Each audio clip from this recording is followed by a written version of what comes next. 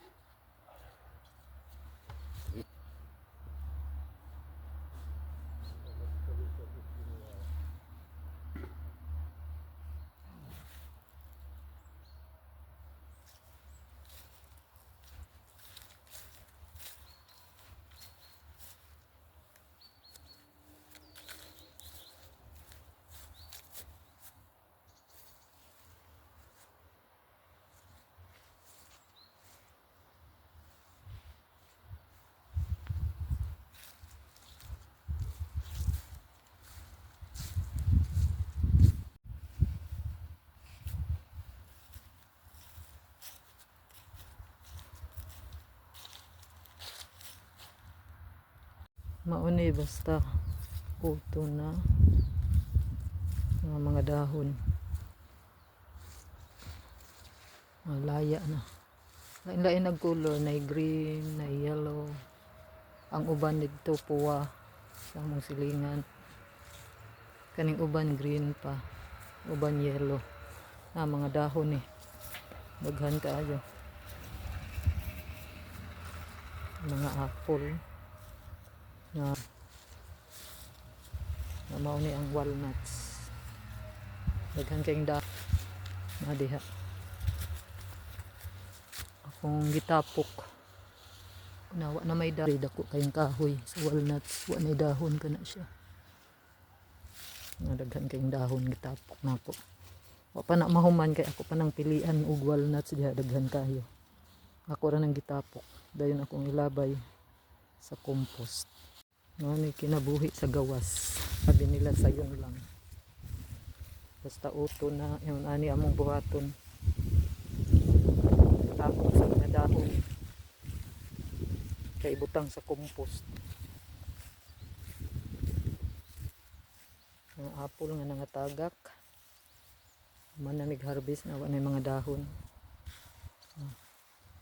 Uban gamay na lag dahon diri. Nindot basta uton, basta bag-o pa kay lain-lain color ang mga dahon. Dayon pag winter ani mga hulog na ni tanan ang mga dahon. Mga tapok pa na namo kana limpyo pa na